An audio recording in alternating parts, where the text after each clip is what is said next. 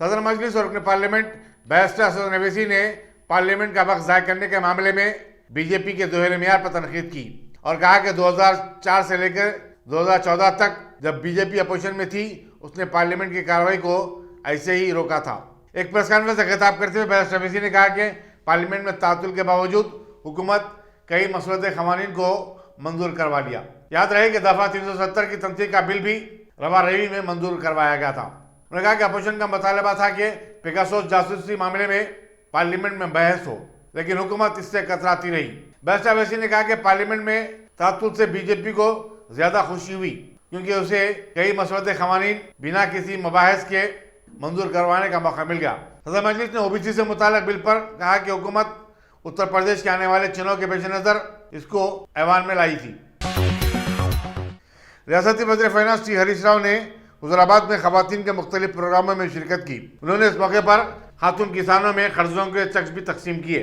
उन्होंने इस यकीन का इज़हार किया कि आने वाले ज़िमनी चुनाव में टीआरएस उम्मीदवार ही यहाँ से कामयाब होगा। उन्होंने बताया कि हुकूमत ने जिला करीमनगर की हमायती तरक्की के लिए कई मनसूबों को रुपये में लाया है और इसका सेहरा हुकूमत के सर जाता है, न कि किसी रुकन असम्बली को। इस तकरीब से वज़ीर सिविल सप्लाईज जी कमलाकर राव और दूसरों ने भी खिताब किया।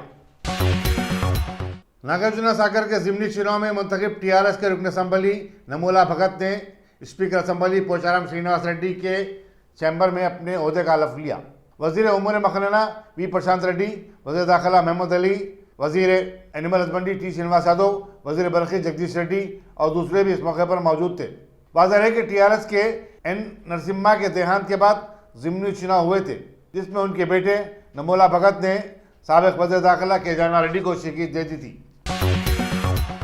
रियासती काबीना से बरतरफ शुदा वजीर और बीजेपी के लीडर ईटाला राजेंद्र ने कहा कि चीफ मिनिस्टर के चंद्रशेखर राव एक मुतलकुल अन्नान हुक्मरान है, उनमें अखलाक नाम की कोई चीज़ नहीं है। हुज़ूराबाद में जलसे आम से खिताब करते हुए राजेंद्र ने कहा कि आने वाले ज़िमनी चुनाव में उन्हें हराने के लिए हुकूमत ने अरकान असम्बली और पार्लियामेंट की फौज को झोंक दिया है। बीजेपी लीडर ने कहा कि चीफ मिनिस्टर जानते हैं कि हुज़ूराबाद में टीआरएस की हार के बाद पूरी रियासत में एक नया इनकलाब बर्पा हो सकता है।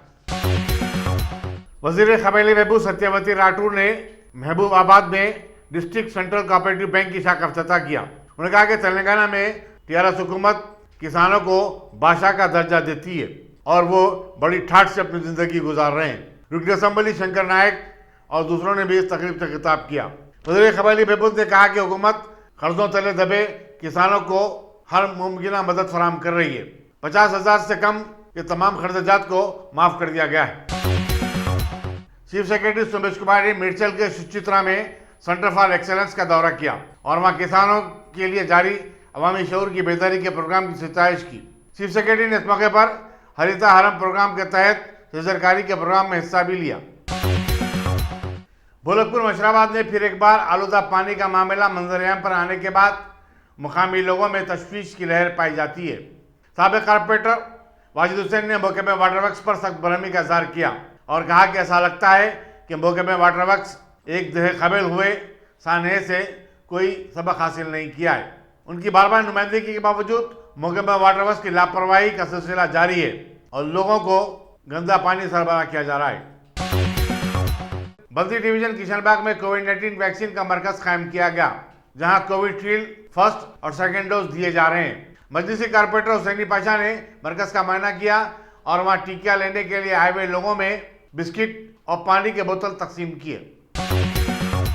बीजेपी के रुकन पार्लियामेंट धर्मापुरी अरविंद ने हुज़ूराबाद असम्बली चुनाव के लिए जी श्रीनिवास यादव को टीआरएस उम्मीदवार बनाए जाने पर तनकीद की और कहा कि एक हारे हुए घोड़े को ही मैदान में उतारा गया है। मीडिया से बातचीत करते हुए निज़ामाबाद के रुकन पार्लियामेंट ने कहा कि तेलंगाना तहरीक के दौरान टीआरएस कायदीन पर संगबारी करने वाले कौशिक रेड्डी को एमएलसी बनाया गया है। संतोष नगर कॉलोनी में एक मकान की पहली मंजिल में आग लगने का वाकया पेश आया, जिसमें लाखों रुपए मालियाती सामान जलकर खाकस्तर हो गया। ताहम इसमें कोई जानी नुकसान नहीं हुआ। शॉर्ट सर्किट हादसे की वजह बताई जाती है। पुलिस संतोष नगर मसरूफ तहकीकात है। सहबाराबाद की एसओटी ने शिवरामपल्ली में गोदाम पर छापा मारकर 15 कुंटल चावल जब्त किया, जो कि राशन कार्ड गरीबों को दिया जाने वाला था। सिविल सप्लाईज हुक्काम की शिकायत पर पुलिस ने एक मुकदमा दर्ज किया और आगे की तहकीकात में मसरूफ है। मेदक पुलिस ने मंगल को वलगती मंडल में एक जली हुई कार से बरामद नाश का मामला हल कर लिया है। सुपरिटेंडेंट पुलिस चंदना दीप्ति ने मीडिया को बताया कि 35 साल डी श्रीनिवास रियल एस्टेट समेत कई कारोबार से वाबस्ता था और उसे मेदक के रोटी शीटर 29 साल शिवा ने अपने 2 कजन निखिल और पवन के साथ मिलकर कत्ल कर दिया था। बादशाह उन्होंने नाश को डिक्की में रखकर कार को भी आग लगा दी थी। कत्ल की असल वजह का पता चलाया जा रहा है, मगर शुबा किया जा रहा है कि किसी मामले में झगड़े पर ही श्रीनिवास का कत्ल किया गया हो।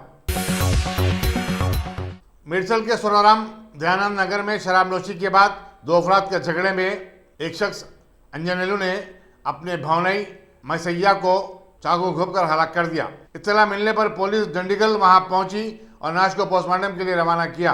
पुलिस वाकई की तहकीकात में मसरूफ है। जिले यादादरी भोंगीर के चोटुप्पल में वाक़े एग्रो केमिकल फैक्ट्री में भयानक आग भड़क उठी। हादसे में कोई जख्मी नहीं हुआ।